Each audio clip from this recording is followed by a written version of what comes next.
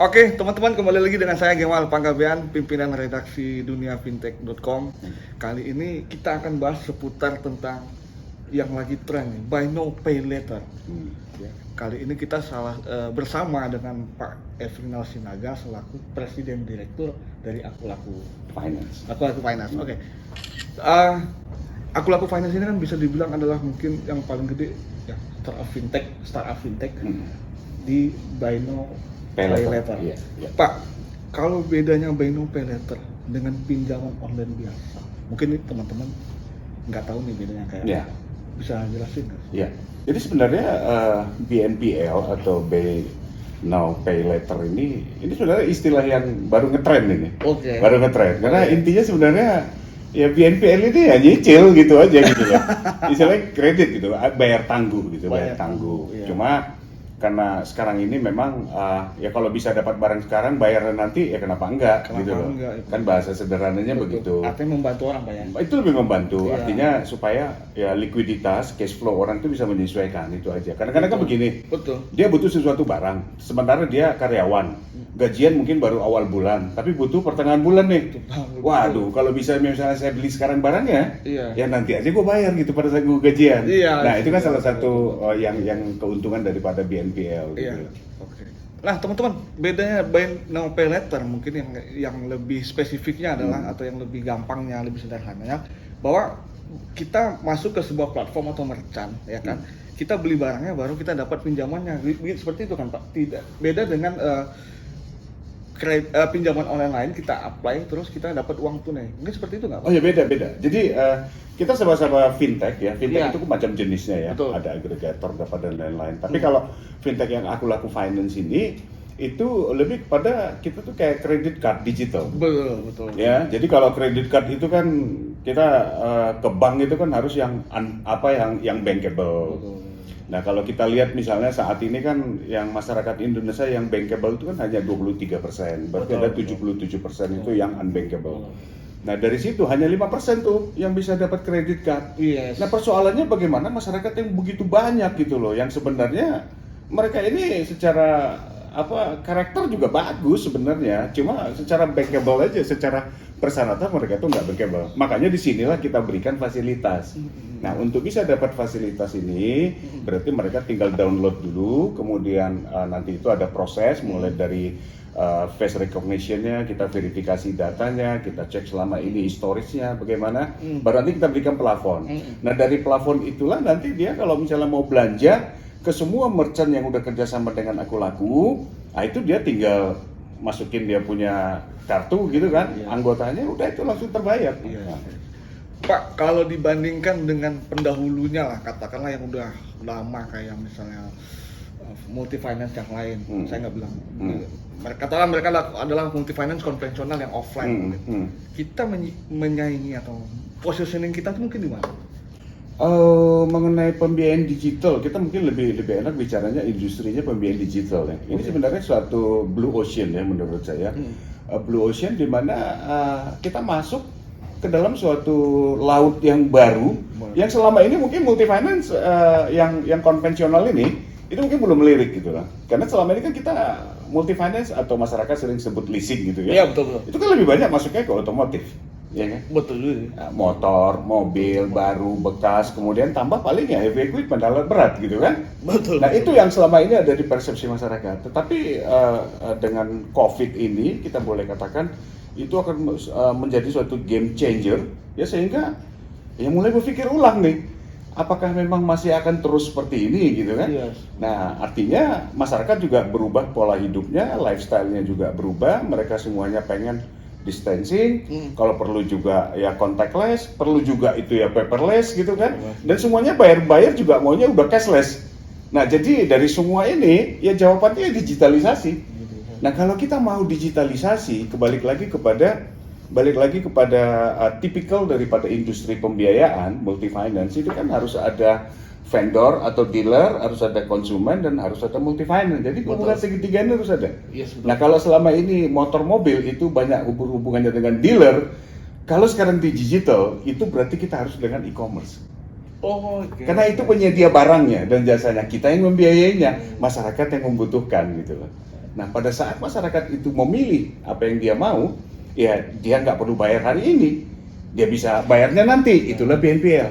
Kalau dia mau nyicil, ya juga nggak ada salahnya, boleh-boleh aja. Dia mau nyicil 3 bulan, 6 bulan, 9 bulan, 12 bulan, ya no problem gitu loh. Yang penting adalah sebaiknya masyarakat itu ya berbelanjalah sesuai kebutuhan. Betul. Dan mereka harus pastikan bahwa bayarlah dengan tepat waktu. Betul. Karena untuk kebaikan dia nanti ke depan. Karena itu database kita nanti akan benar-benar itu menjadi sangat-sangat penting nantinya gitu. Tapi kalau melihat yang lain juga bikin pay letter, katakanlah OVO, katakanlah sama Tokopedia kalau saya bikin pay letter, juga ada beberapa e-commerce-nya langsung yang bikin pay letter. Positioning kita atau keunggulan kita mungkin kayak gimana sih?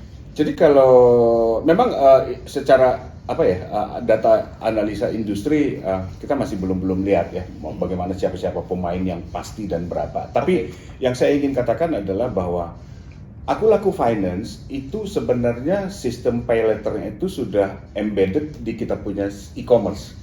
Dan itu e-commerce Akulaku masuk Indonesia itu 2014. 2015 kita beroperasi, di situ sudah embedded yang namanya BNPL karena itu di China sudah jalan. Yes. Hanya pada saat masuk di Indonesia itu kan masuk dalam kategori pembiayaan kredit. Iya, kredit. Nah itu regulasinya harus diatur OJK. Untuk itulah makanya kenapa Akulaku ini buat Akulaku Finance, nah gitu. Karena perusahaan yang bisa mendanai BNPL ataupun cicilan itu harus under supervise dari OJK dan harus dapat izin dari OJK.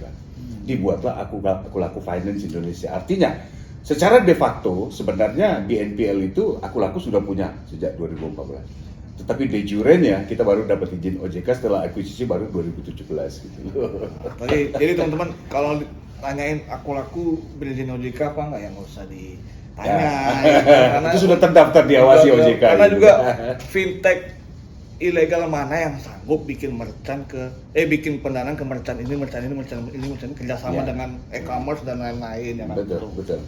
Pak, tapi kalau kita lihat dari sisi bunga itu gimana sih? Apakah itu gede? Apakah gimana? Kalau dari sisi bunga itu relatif ya. Relatif maksud saya begini. Yang pertama adalah ya kadang-kadang kita juga kenakan 0%. Kalau misalnya ada program-program tertentu dengan misalnya sejumlah brand tertentu. Tapi kalau kita bicara juga mengenai bunga misalnya, ya kita juga sedikitlah di atas kredit card. Wajar. Kenapa saya katakan wajar? Karena memang kita punya bank saja yang dananya dari pihak ketiga, katakanlah mereka pasang misalnya 2% sebulan. Nah kami dananya dari bank.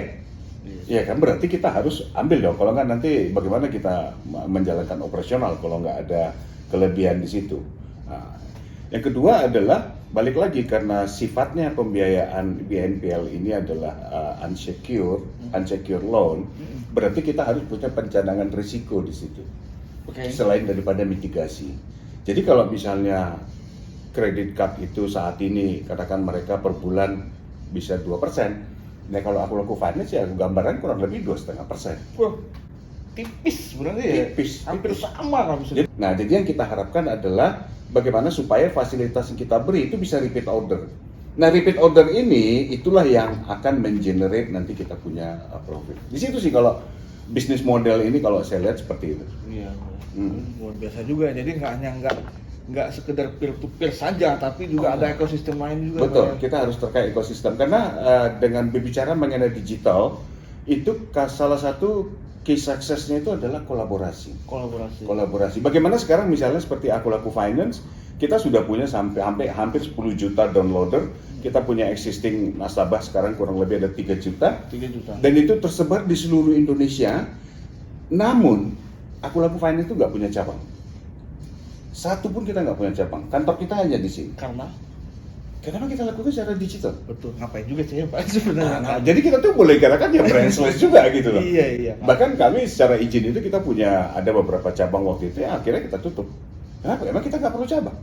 Iya betul. Bahkan dari semua nasabah itu pun kita nggak pernah ketemu. Pak, kalau untuk performance nih, kinerjanya Akulaku selama 1 tahun terakhir selama pandemi ini, seperti yang saya bilang tadi di awal, 50% itu BNPL naik di saat pandemi tahun ini. Kalau di Akulaku gimana? Di Aku Laku pertama kita dari sisi pembiayaan ya. Dari sisi pembiayaan ya tahun ini kita tetap tumbuh di atas 30%. 30%. Walaupun sebenarnya secara industri perusahaan pembiayaan itu masih negatif growth. Betul. Jadi secara industri itu masih negatif. Tapi kami di Aku Laku itu bisa naiknya lebih dari 30%. Kalau boleh disebutkan berapa? Kalau kita lihat misalnya 2019 ya, 2019 itu target yang kita sampai ke OJK itu kurang lebih 2,8 triliun. Ini 2019 ya, 2,8 triliun, tapi realisasi kita bisa mencapai 5 triliun 30 miliar. Artinya udah hampir 100%. Itu 2019. 200%. Ya, itu 2019. 2020 itu 2020 sorry. 2021 sekarang ini. Itu kita targetnya kita naikin karena achievement 2020 kan 5,3 triliun. Target ini tahun ini kita naikkan jadi 7 triliun. Tahun 2021. 7 triliun target. Oke. Dan itu sampai dengan September kemarin masih Q3 itu kita sudah achieve 7,4 triliun. Jadi dalam 9 bulan targetnya udah lewat 100%. Sudah lewat 100%. Ya, itu dalam 9 bulan. Makanya kita berharap masih ada 1 Q lagi 3 bulan ini kita berharap masih bisa membukukan 2,4 atau 2,5 triliun. Nah, kita berharap bisa tahun ini bisa closing 9,5 atau mungkin sampai 10 triliun. Apalagi memang trennya menjelang Natal dan Tahun Baru kan orang namanya kayak e-commerce, orang ganti gadget baru, orang ganti elektronik baru. Jadi selain daripada Nataru sebenarnya Q4 ini itu pasti akan signifikan dia punya growth. Karena di situ ada Harbolnas. 10-10, 11-11, 12-12. Nah, ini kan masih ada nih. Kita besok nih 12-12 gitu kan. Nah, ini puncak-puncaknya nih gitu. Jadi puncak-puncaknya di akhir tahun ngabisin stok gitu kan. Acara habis-habisan, ya promosi habis-habisan. Jadi biasanya Q4 tuh selalu melejitnya lebih luar biasa gitu. Jadi kalau misalnya kita berharap kalau rata-rata saat ini Aku Laku Finance bisa membiayai katakanlah sekitar 800 miliar per bulan, ya kita berharap bisa close di 2,4, 2,5 triliun ditambah 7,4 kan kurang lebih ya 9,9 kan? 9,9. QQ itu. Tapi Pak, ada ini nggak sih sebenarnya challenge lah di tahun 2000 atau 2020 sama 2021 ini? Ada tantangannya beda nggak sih dengan yang sebelum-sebelumnya? Oh, tantangan pasti ada, tantangan selalu ada. Tantangan selalu ada begini, pertama kita lihat bahwa digital ini kan suatu tren yang baru ya bagi masyarakat. Betul. Sehingga yang menjadi tantangan itu adalah edukasi ke konsumen. Yes. Ya, bagaimana masih banyak konsumen kita belum well educated, ya sehingga kadang-kadang mereka itu nggak sadar tuh. Minta OTP atau misalnya tiba-tiba ada orang mengaku dari Aku Laku apa segala macam itu dibuka aja rahasianya gitu. Nah itu satu tantangan yang harus menjadi PR kita bersama melalui nanti edukasi, sosialisasi atau literasi. Baik kita lakukan sendiri ataupun misalnya dengan multi finance lain atau dengan industri lain, termasuk juga nanti dengan OJK, misalnya seperti bulan inklusi keuangan yang gitu-gitu. Jadi kita akan selalu dorong terus karena tingkat literasi kita juga kan itu masih di 38%, sementara tingkat inklusi sudah 76%. Nah ini gapnya masih besar, dan kita juga berharap bahwa sesuai dengan peraturan Presiden, keputusan Presiden Republik Indonesia bahwa tahun 2024 diharapkan inklusi sudah 90%. Nah jadi harus kita dorong. Tantangan yang kedua adalah masih banyaknya daerah kita tuh yang desa-desa terutama itu masih blank spot, itu 12.500-an yang masih blank spot. Nah kita berharap kalau ini bisa tercapture semua dan itu bisa connecting the dot gitu ya, desa-desa ini, itu bisa bayangkan betapa dahsyatnya itu ekonomi, betapa perputaran itu menjadi borderless, bagaimana produk orang-orang desa nanti dari daerah bisa jualan di marketplace, bahkan mereka bisa beli saham gitu. Wah, di Aku Laku? Oh enggak dong, ya mau di Aku Laku mau dimanapun. Oh iya, kan nanti kan bisa lewat itu, bisa beli saham nanti. Betul. Ya enggak perlu mereka harus ramai ke Jakarta, dari daerah pun udah bisa punya saham nanti, gitu kan? Nah, jadi buat rumah kalian yang jauh dari bank, kalau mau nyicil atau mau mau cepet nih, mau beli sekarang bayar nanti, mungkin nantinya bisa pakai Aku Laku. Bisa. Ada tantangan lain juga. Jadi dari situ yang kita lihat, kemudian kalau misalnya sekarang yang kita lihat adalah semakin banyak kawan-kawan di perusahaan pembiayaan ini sebenarnya melirik ke BNPL nih. Ya karena balik lagi, kalau misalnya masih terus harus bertahan dengan konsep pembiayaan yang masih konvensional, itu pertanyaannya so what, mau sampai kapan? Betul. Sementara kalau misalnya selama ini mainnya di motor mobil, toh orang juga ke depan, bukan ke depan ya, sekarang aja orang beli motor, beli mobil, beli truk itu lewat online kok. Iya benar. Iya, jadi kalau misalnya itu bisa dilakukan, baik itu misalnya termasuk yang showroom jual beli mobil atau motor bekas, semuanya sudah bisa lewat online. Iya. Nah ini kalau misalnya aku laku pun mau masuk ke sana, kita hanya tinggal connect aja kan dengan tadi aplikasi atau platform tadi otomotif ini gitu. Artinya, sorry saya potong Pak. Iya. Artinya aku laku juga mau nyasar otomotif juga. Kita bisa akan masuk ke sana. Emang sudah ada rencana ke situ. Tetapi kita akan lebih fokus kepada industri ya kendaraan elektrik. Wow, ini pembedaan. Ya, ini berbeda. Karena saya bilang begini, Indonesia itu satu dari 141 negara yang ikut menandatangani Paris Agreement. Betul. Di dalam Paris Agreement itu diarahkan kepada green financing yang berorientasi kepada people, planet, dan profit. Ya. Nah dari sini Presiden juga sudah mengeluarkan peraturan Presiden nomor 55 bahwa mengenai percepatan kendaraan listrik berbasis baterai. Nah dengan kata lain bahwa 2030 nanti kemungkinan seluruh kendaraan yang masih berbahan bakar minyak itu mungkin sudah mulai di stop. Nah jadi dengan konsep green financing, karena kedepannya juga akan mengarah ke sana, disitulah kontribusi aku laku nanti akan masuk ke keuangan berkelanjutan melalui ekonomi hijau, pembiayaan hijau. Nah itu yang kita masuk, kalau pun masuk otomotif ya ke situ. Nah, kita masuknya ke situ. Luar biasa banget teman-teman, fintech yang go green aku laku. Iya dong, harus begitu gitu ya. Betul sekali. Ya karena dari bisnis model yang kita lakukan sekarang, kemudian mengarah kepada bisnis proses yang itu semuanya sudah paperless.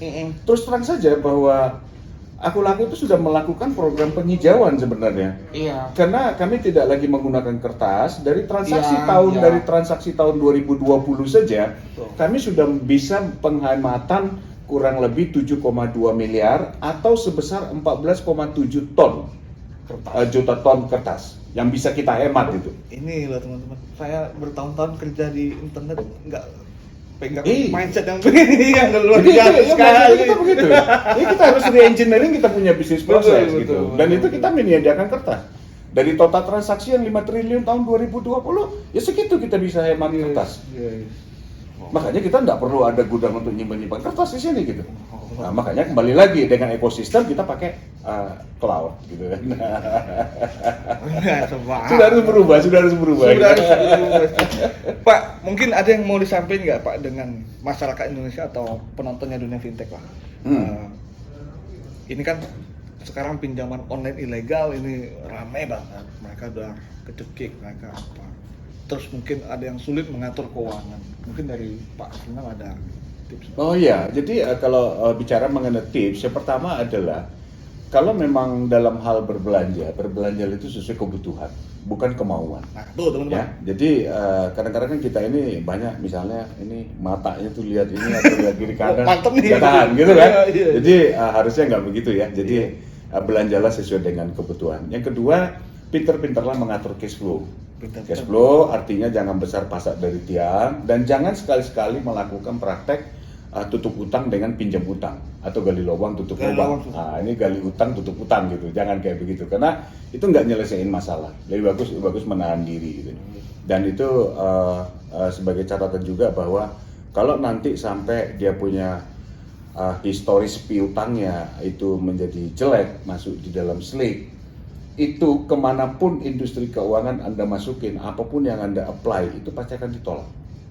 Jadi jangan main-main, karena nanti kita punya data center, ya itu akan luar biasa nanti ke depannya. Jadi itu yang saya ingin himbau. Yang ketiga adalah, kalaupun misalnya ingin bertransaksi keuangan, ya di industri keuangan, mulai dari bank, pasar modal, pembiayaan, fintech, gadai, dan lain-lain, pastikan bahwa itu telah terdaftar dan berizin di OJK gitu, karena itu hanya satu-satunya lembaga yang memang mengawasi industri keuangan bank dan non bank di Indonesia untuk menghindari tadi jangan sampai terjebak pinjol dan jangan percaya kalau ada penawaran-penawaran itu yang tidak logik dan itu pasti tidak legal. Betul. Nah, Ya, jadi itu harus diwaspadai. waspadai. Nggak ada itu namanya penawaran-penawaran itu. Wah, itu mengukir, itu program-program ngukir langit itu, menggambar langit aja itu nggak ada itu. Jangan mau Jadi dimingi Pak ya. kalau udah nggak logik itu Iya. udah lah, itu pasti ilegal itu. Itu pasti Ya. ilegal.